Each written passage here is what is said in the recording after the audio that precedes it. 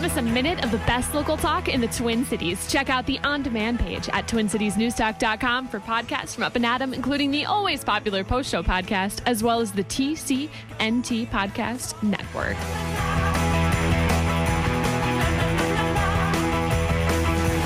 Welcome back to Up and Adam. I'm Jack Tomczak. That is Andrew Lee. Good morning. The show produced quite competently by Lump. Sometimes. And in studio, also sometimes, Kurt Rakos with Skywater Search Partners. Yep, founder and partner of Skywater Search Partners. Why don't you do real quick, tell us what Skywater Search Partners is and what you guys do. Hit the on button there. There you go. I got There we you. go. Skywater Search Partners. Well, thanks for having me on. And Skywater Search Partners is a recruiting search firm. We're based in Minnetonka, about 30 employees, and we help companies hire and find people in really 4 different categories: sales, IT, engineering, and accounting and finance. And we basically work with business owners and hiring managers to find really the best talent possible for those positions for those companies. Not only are you a small business, you work with a lot of small, medium-sized businesses, specifically in their efforts to recruit and retain talent, right? No doubt about it. And to me, small business, I think, is in a fairly broad category. If it's 500 employees or less, that's 90-some% of the businesses that are out there. Right. And that's the people we're dealing with, yes. And what we're talking about is Minneapolis is considering mandating paid sick leave, paid safe and sick leave for all businesses, most all businesses that function within the city of Minneapolis, not just businesses that exist and have their physical space in the city of Minneapolis, but if they have employees that spend a minimum amount of time working within Minneapolis, they would also be subjected to this new mandated sick leave. Now, paid sick leave is a benefit that a lot of companies offer, most companies offer, and it's one of the things that they use to help attract and retain their best employees. In your experience as someone who is in charge of, who helps companies attract and retain employees, how important is that benefit when you're talking to a potential employee? Is that something that they will use, and when they're weighing which company they want to go work for, will they look at their sick leave policies? Yeah, no doubt about it. So every employer is trying to find the best talent and not only find them and keep them. And so you have to continually try to do the best you can to stay competitive as an employer to provide the best, but whether it's the benefits or the compensation package. So everybody, most business owners are trying to continue to do that. So it's an important element to, I think, the hiring process and the decision-making of individuals when they join companies. Yeah, and one thing that I don't think gets talked about is if this becomes mandated for every business, you're taking a valuable tool away from businesses that they use to benefit their best employees. Exactly, and I think I'll give you an example. I spoke to a business owner last night that I think would be a good example of how do you deal with these situations. And what ends up happening, quite honestly, is a lot of these companies, they maybe don't go under by any means, but what they do is they have to adjust. And so this would be a great example. The 100-year-old family-run business, they're kind of put in the category of an industrial distributor in a very competitive market, competing against other companies, not only for talented people, but also for the customers. And they've got a large footprint. In fact, the largest footprint of their office is in Minneapolis. Mm-hmm. They've got satellite distribution centers around the metropolitan area. What these companies start thinking about doing is how to stay competitive, and then they have to react and adjust their business. And, right. And this now, is what happens. Is this a company that maybe already has paid leave as a benefit that they offer? They have paid leave. They have, I think, 60% of their employees are hourly, and they have paid vacation. They have paid leave. They have benefits. And so this is a company that, and I think what people have to understand is that you're not trying to sit down every day and figure out how to take money out of your employees' pockets. No. You're trying to figure out how to keep them, retain them. And so most successful businesses have to do that to stay competitive and to stay, viable. Yeah, but when you take a benefit, which is something that people earn, and turn it into an entitlement, which is what the Minneapolis wants to do with paid leave, you're ultimately you're harming the employees you're trying to help, because you're changing the nature and the relationship that they have with their employer, and you're making that employer react and change the way they do business in a way that will help keep them competitive. This is exactly what the business owner I was speaking of said. He said what's going to end up happening, and they're paying a lot of attention to this, is if this passes, is that he said the people that are going to get hurt out of it is employees. And that's the last person or the last people they want to affect. Sure. And so because they have to adjust their compensation plans and their benefits plans and the things that they provide, they have to now reevaluate it. Because I think there's this assumption, we talked about this earlier, that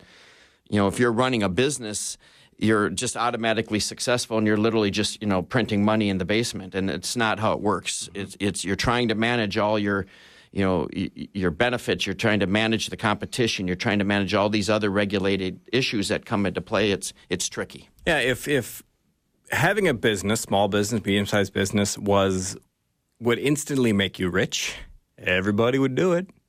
And we're not. It's only the crazy people who want to take that risk, and thank goodness they do it. So why government wants to make it more difficult for them to exist and make that decision to start a business less attractive is beyond me. What is your advice for businesses that are looking at Minneapolis? If this ordinance goes through, what is your advice? What percentage of their staff should they fire, like right now? Okay, I'm not going to answer that question. Well, if I want to be helpful, let's give people a ballpark. Yeah, that would be a great setup question. Now, I think what you're going to have happen is you're going to have to. I believe that if you're in a pretty competitive business and you're going to have to evaluate how this will affect your business, and you will have to adjust your business, and so I think I think sometimes the assumption is when these things pass and they're mandated that, just everybody looks at this and said, well, okay, we'll just make 8% less this year. And they finally caught up to us. And what ends up happening is you have shareholders, you have, whether you're a private or publicly held company, you adjust and you're going to adjust. You're going to, and I think some of the things that are considered when these occur is, I read an article on from a business owner's perspective is and I'm not suggesting they'll all do this, but they'll start considering it. Do you stay in Minneapolis? Do you reduce your footprint in Minneapolis? Do you hire less full-time employees? Do you hire more part-time employees? Do you hire contract employees? Because the bottom line is most of these businesses are running, even if they're successful, are running on fairly tight margins. And so this will force them to at least adjust their business to stay competitive and viable. How long have you been doing this employee, search function for businesses? How long has Skywater been around? Based on the gray hair, I'd say 40 years, but I've been doing this since 1998, really working with Twin City-based companies and helping them find talent. Have you seen an increase in the last, say, 8 to 10 years? Have you seen an increase in companies using more independent contractors? No doubt. And freelance type work as opposed to just flat out hiring people? Yeah, I think it's a trend that will continue, and it's a trend that probably started, it's always been there, but I think it's increased a lot in the last 10 years. Well, with the Affordable Care Act, Obamacare coming through, that has not made things easier, which if you've got over 50 full-time people, you have to provide health benefits. And somebody here did a study conducted by Field Nation. 70% or so of companies are just looking for freelancers. Right. Like, well, heck with independent this. Contractors. Yeah. Let's find a way to not spend more money and get the same thing we can out of our employees. We'll just do it with freelancers. When you're talking with a prospective talent, with an prospective employee, and if they're faced with some options, and one company wants to hire them as an employee, as a full-time employee, and another company wants to simply use them as an independent contractor, what's a typical reaction from a prospective employee? Yeah, from a candidate perspective? Yeah, from a candidate, Yep. When faced with those options. I'd say it's a little bit how you're wired. You have... And I think more and more people are getting more comfortable and shifting into that space. But I'd kind of put them in fairly two broad buckets. You have individuals that are open to that, have a history of being in contract arrangements and situations like that, which provides less security, I guess, but sometimes more upfront compensation. And then you have other individuals that probably just aren't as comfortable in that space. And so it's more of a personality kind of take on it and an approach to work than it is. I would say, for example, if you had a individual that spent their whole career working for a company, getting the benefits, and they had a chance to view that, they're always going to lean towards or 90% of the time are going to lean towards the full-time security that they're used to. Mm-hmm. So it's more of a kind of an approach to it than it is anything else. But I think you're going to see more and more of these individuals, companies pursuing contract employees and individuals being confronted with that and being more of those options and maybe even less of those options in the full-time side. The risks are higher, the commitment's higher. So, but as you've seen sort of an increase in what benefits are mandated for employers to provide to their employees, have you seen other benefits start to pop up? Because like if it becomes a baseline where 20 years ago a robust health insurance plan was a pretty unique benefit for a company to offer, and it was valuable to a potential candidate, whereas now there's sort of this minimum baseline standard across the board of what everybody has to offer. What sort of other benefits have companies started using to set themselves apart from the minimum baseline of what they're mandated to offer by? Yeah, I think that's a good question. I think what you're seeing with companies, and we do it ourselves, is maybe less on a monetary basis and more on the flexibility because, for example, we have unlimited vacation time. And so you create better perks, maybe. Mm-hmm. But after a while, again, there's only so much you can do from a financial perspective. Another challenge, for example, I think a lot of small businesses, and we're one of them that we deal with, is that we can provide very good benefits for the individual person that we hire. We think cover 85 to 90% of the premiums. But you start getting into the family side of that, and we can't, as a company, sustain or manage that. And so that affects our hiring. It doesn't affect our decision-making, but it makes it more difficult for people who would want to work for us who have to have a family because their premiums are going to be higher. And so you run into it, and that's another example where a lot of small businesses have to deal with all the time, is that you would like to hire certain people, but you may not be as attractive. And so then you have to add these other things that try to create the best culture, the best environment, the best brand and reputation your company can provide, along with, like the unlimited vacation time and things like that. But it has made it harder. As more mandated benefits start to pop up, it makes it more difficult for companies to set themselves apart. No doubt about from it. other companies when it comes to recruiting. But I think iHeart should look at this unlimited vacations. I think that's.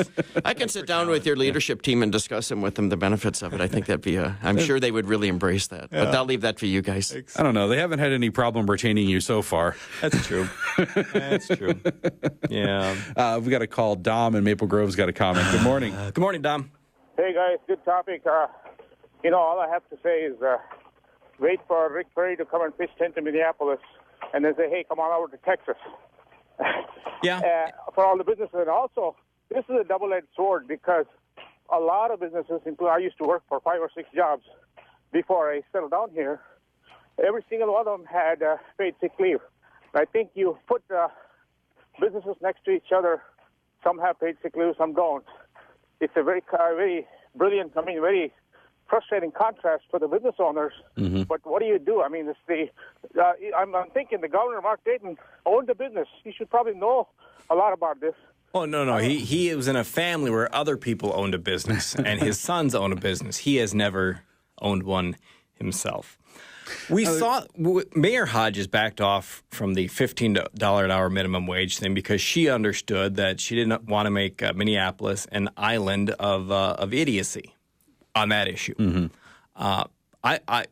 If Minneapolis goes forward with every bad idea, I think it'll serve as a good example for the rest of the state. I would hope. But if bad ideas spread, then there's no escape. Minneapolis has to compete with other cities, and Minnesota has to compete with other states, as Tom was saying. And if we make it tougher for people to work here, they're not going to. Yeah, the part of the problem with that is, though, Minneapolis and St. Paul, in a lot of ways drive the entire state economy. And it's going to hurt the state overall, and it's going to hurt the surrounding areas if they do suffer. I mean, I agree with you in theory. Let them do some of these things and set an example, and we can see how it works and how it doesn't. But if it truly does have a detrimental impact to the economy in Minneapolis, everybody's going to suffer because of that. Yeah, I think the piece that sometimes is forgotten or people just at least need to realize is any change you create for any business, there is going to be an adjustment. The business owner makes the adjustment, or the business owner, you can be from adjusting how they do business or the price of the product that they sell. So, I mean, if you want, for example, and I'm not taking a stance on it, but if you want $15 minimum an hour at McDonald's, for example, your cheeseburger is going to cost more, and so everybody pays for it. It's natural. Well, and they make policy in a vacuum, and they don't take into account that it's going to have unintended consequences. They just think that their policy will exist in the world as it is prior to their policy, right? And the business owner will simply take the hit. Yep. They seem to enact these policies with the assumption that the business owner will just take the hit. Well, that's not how it works. Because they make so much money, right? Right. Yeah. The business owner is a lot of times under pressure from stakeholders, shareholders, or lenders, math, to keep some degree of growth quarter to quarter, year to year. You know, they want to see growth. They want to see your margins go up. They want to see your revenues go up. So you have to control your costs. And when your costs are artificially inflated by some sort of new government mandate, you're going to have to figure out other areas where you can make up for those costs. And unfortunately, in most businesses, the most fungible cost is labor. The cost you have the most control over is labor costs. So when you're forced to drive your costs down, you can't always control the cost of your goods that you purchase, the cost of your materials. If you're a restaurant, you can't always control the cost of your food. You know, of what you have to purchase to make your goods. So you make up for it on labor. You have less hours to give, and you demand more productivity out of the hours that you do have. And we talked with Dan McElroy yesterday for the Minnesota Restaurant Association, and he said that restaurants who used to prepare all their food in-house are just buying pre-cut stuff. Right. They're finding more affordable ways to get the product that they used to provide. Well, everything's becoming, it's easier to automate, right? And to have less exposure. I think the other thing... And the quality takes a hit when you do that. No doubt. And I think, the Affordable Care Act applies, as you'd mentioned earlier, on another business owner. And think of this, and now multiply this times 100. If 100 businesses in Minneapolis think this way, and it's the mandate if you have 50 or more employees. So guess what? He has 43 employees. He does not want to exceed 50. So you have a successful, debt-free business that will not hire over 50 people. Multiply that times 100, multiply that times 200. 200 companies don't want to hire, even though they would like to, but they have a ceiling created for them and then not enough incentive to grow their business. And that's what affects job growth. So does that help the employee who's not going to be hired now? No. Right. Does that help the economy? No. And what kind of message does that send to humanity? Don't go farther. Don't make more. Don't get bigger. Don't succeed. Just pull up right before success, just a little shy of that. It's crazy. Well, and here's the other thing is these are all people who have been successful. They're entrepreneurial. They're job makers, job creators. Yeah. And now a policy has stopped at least one individual, and I have to believe it's more, from wanting to take his business to the next level by a number count. And so, again, he'll never exceed 50 employees, because the incentives aren't there, and he's decentivized to do that. Well, and there's got to be, to go from 49 employees where you're not providing health insurance to take that step to 50, the cost for that has got to be just astronomical.